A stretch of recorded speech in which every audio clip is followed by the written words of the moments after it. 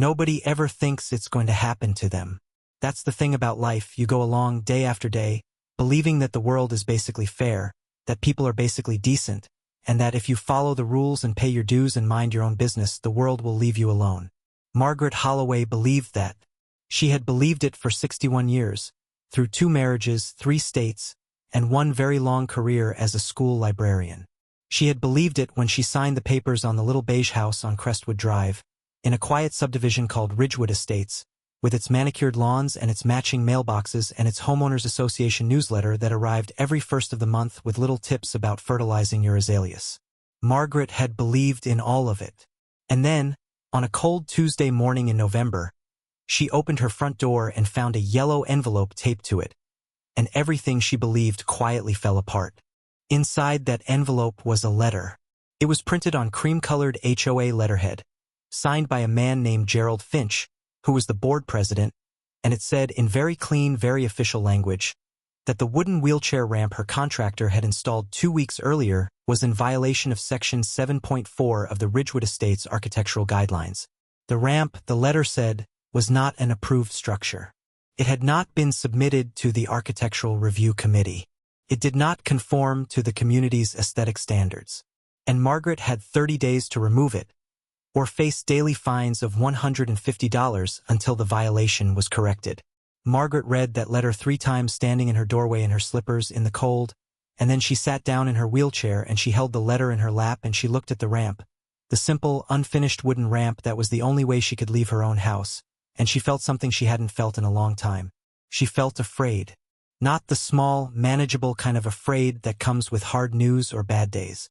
The deep, settling kind of afraid that comes when you realize someone has power over you and is not afraid to use it. Margaret had been using a wheelchair for 8 months by then. The diagnosis had come the previous spring, a progressive neurological condition that her doctor had explained carefully and her brain had refused to absorb for weeks afterward. She had moved to Ridgewood Estates specifically because it was a single-story home on a flat lot, specifically because she had thought ahead, specifically because she had tried to do everything right. When she hired the contractor to build the ramp, she had even called the HOA office and asked the woman who answered whether she needed to file anything. The woman had said she'd look into it and call back. She never did. And so Margaret had moved forward because she needed to be able to leave her house, because she had a doctor's appointment in 2 weeks, because she was a human being who needed access to the outside world. And now she was holding a letter that said she had to tear that access down. She called her daughter first. Her daughter, Renee, drove 40 minutes from across town that same evening, sat at the kitchen table with the letter spread out in front of her, and said, very quietly, "Mom, I don't think they can do this." Margaret said she didn't know. Renee said she was going to make some calls. And that was the night. The night Renee stayed until almost midnight on her laptop, searching, reading, printing, that the 2 of them first saw the words Fair Housing Act and disability accommodation in the same sentence. They didn't fully understand what they were reading yet, but they understood enough to know that this wasn't over. They understood enough to know that Gerald Finch and his cream-colored letterhead might have just made a very significant mistake. What they did not know yet, what nobody in that quiet little subdivision on Crestwood Drive knew, was how deep this was going to go. They didn't know about the other residents. They didn't know about the paper trail. They didn't know about the attorney who was going to enter this story 2 months later like a thunderstorm. They didn't know that Margaret Holloway, 61 years old, retired librarian, was about to become the most important person in a federal discrimination complaint that would change every single thing about the way Ridgewood Estates was run. They didn't know any of that yet. They were just 2 women at a kitchen table, reading the law for the first time, and learning that they were angrier than they thought. Gerald Finch had been board president of Ridgewood Estates for 6 years, and in that time he had developed a very particular philosophy about how a homeowners association should be run. That philosophy was, in essence, that rules were rules, exceptions were dangerous, and the moment you made one, you opened the door to chaos. He was a retired engineer, methodical and precise, and he kept every document, every vote, every meeting minute in color-coded binders in his home office. He genuinely believed he was doing good work.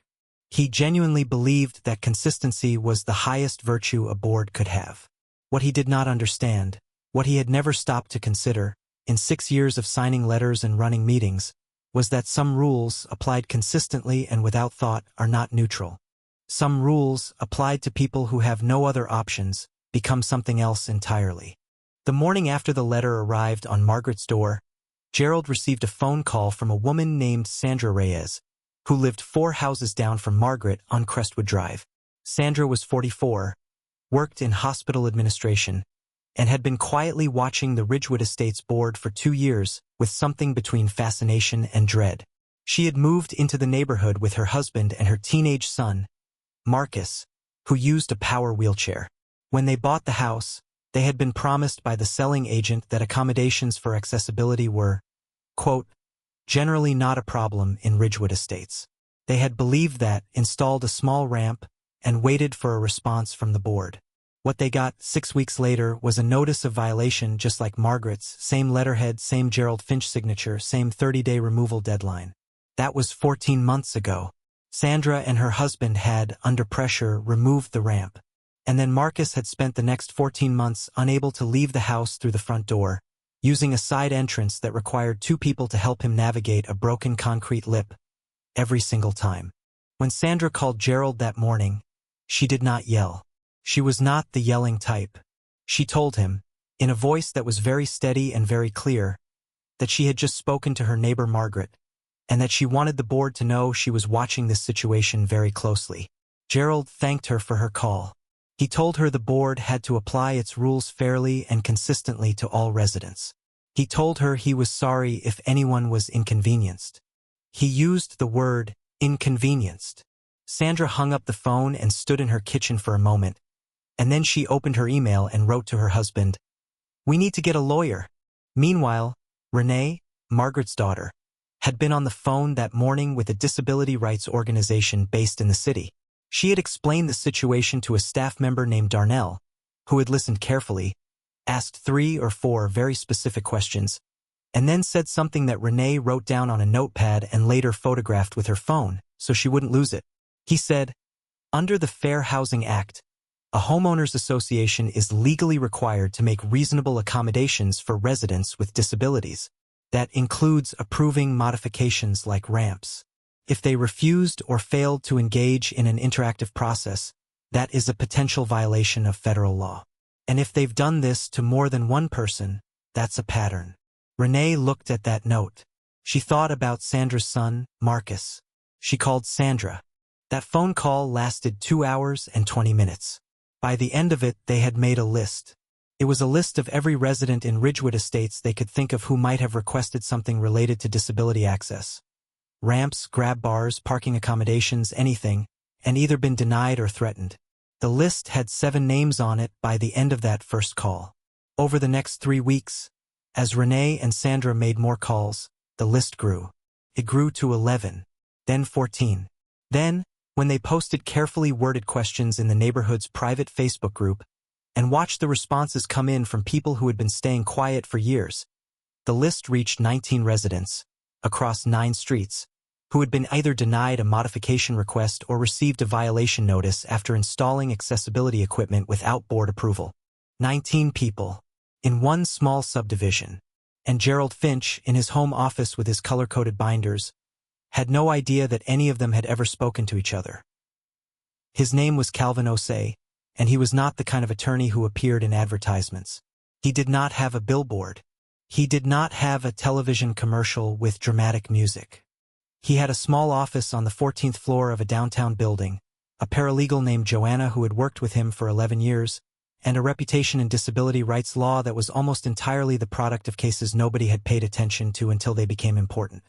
He had spent 12 years at the Department of Housing and Urban Development before going private, and he had seen, in that time, approximately every way that housing discrimination could be dressed up to look like something else. He had seen it dressed as policy. He had seen it dressed as aesthetics. He had seen it dressed as the common good. He was very good at undressing it. Sandra found him through the disability rights organization that Darnell had connected them to. She sent him an email on a Sunday night with the subject line, HOA Disability Discrimination, Possible Pattern Across 19 Residents. He replied Monday morning, 8 a.m. He asked for everything, every letter, every violation notice, every meeting minute, every email, every note from every phone call any of them had made to the board. He asked Sandra and Renee to get signed statements from as many of the 19 residents as possible. He told them to do it quickly. When Sandra asked why the urgency, Calvin said calmly that he wanted to file before the board had time to start shredding things. He said it like that, and Sandra understood that this man was not worried about being polite. Over the following 3 weeks, the 19 residents, Margaret, Sandra, and 17 others across the subdivision, some of whom had never met each other before this, collected their documents and signed their statements. It was not easy. Some of them were afraid. A woman named Patricia, who used a walker and had received a violation notice for installing a grab bar in her front entryway, told Sandra she was scared the board would somehow make things worse for her if she participated. A man named Jerome, a veteran who had received a parking accommodation denial after explaining his mobility limitations in writing to Gerald Finch, said he'd given up expecting anything to change and wasn't sure it was worth the fight. Sandra told each of them, one by one, that they did not have to do anything they didn't want to do. And then she told them what Calvin had told her, that this wasn't just about Margaret's ramp, that this was about a pattern, and that a pattern was something the federal government took seriously. Most of them decided to participate. Not all of them, but most. Calvin filed the complaint with HUD on a Thursday afternoon in February. It named the Ridgewood Estates Homeowners Association, the HOA board, and Gerald Finch individually. It cited violations of the Fair Housing Act, specifically the provision that prohibits refusal to make reasonable accommodations for persons with disabilities. It attached 47 pages of supporting documentation. Calvin sent copies to the HOA's registered attorney and to Gerald Finch's home address simultaneously. He also, and this was the part that would matter more than anyone expected, sent a copy to a local journalist named Priya Mehta who covered housing and municipal issues for the city's main newspaper. He did not ask the journalist to publish anything. He simply made sure she had the document. He had learned, over 12 years, that sunlight was frequently the most effective legal strategy. Gerald Finch received his copy on a Friday. He called the HOA's attorney, a man named Worthington, immediately. Worthington had handled Ridgewood Estates legal matters for 4 years, mostly small disputes about fence heights and parking rules.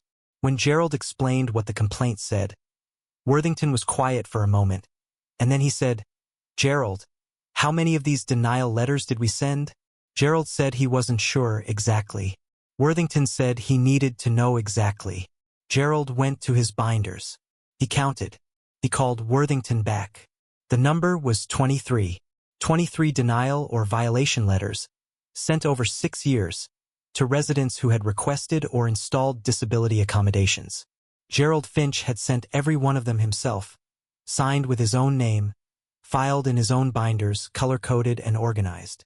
He had kept, in his extraordinary meticulousness, a perfect record of everything he had done. He had, effectively, built the case against himself. The HUD investigation took 4 months, and in that time the story grew in ways that nobody, not Calvin, not Sandra, not Margaret, certainly not Gerald Finch, had fully anticipated. Priya Mehta published her first article 3 weeks after the complaint was filed.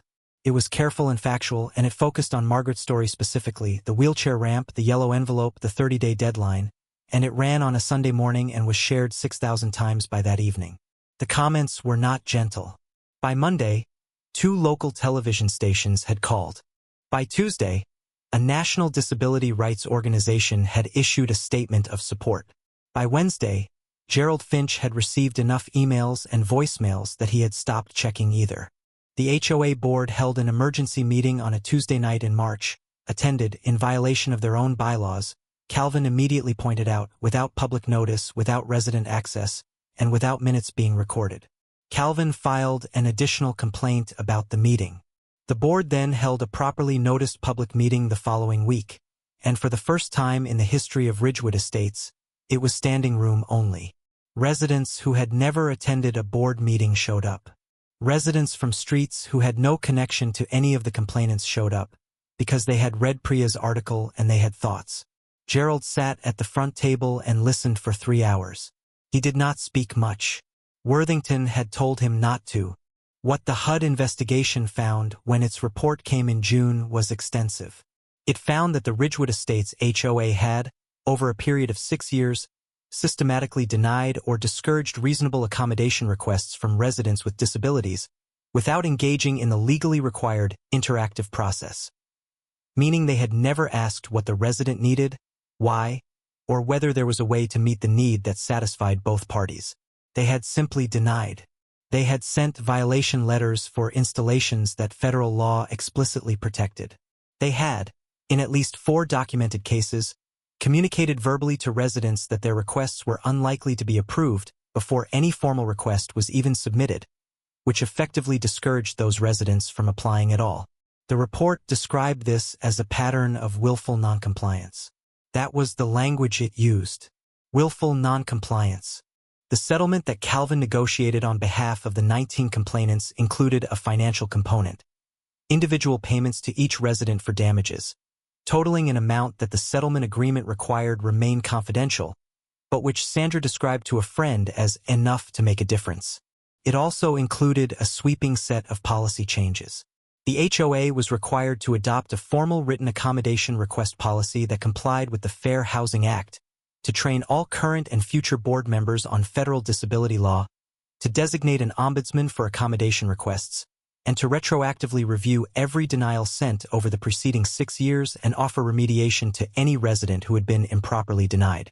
It was required to send a letter to every resident of Ridgewood Estates, all 312 households, explaining the changes and their rights. Gerald Finch resigned from the board in May, before the settlement was finalized. He did not issue a public statement. Calvin did not comment on his resignation. Margaret had her ramp reinstalled in April, 2 weeks after the board issued a formal written statement acknowledging that the original violation notice had been improper and withdrawing it. A neighbor she had never spoken to before, a quiet man in his 70s named Thomas, who had lived 4 houses up for 11 years, came over the afternoon the contractor finished, knocked on her door, and told her he was glad she'd fought it. He said he'd been afraid to fight something similar years ago and he'd always regretted it. Margaret thanked him. She asked if he wanted to come in for coffee. He did.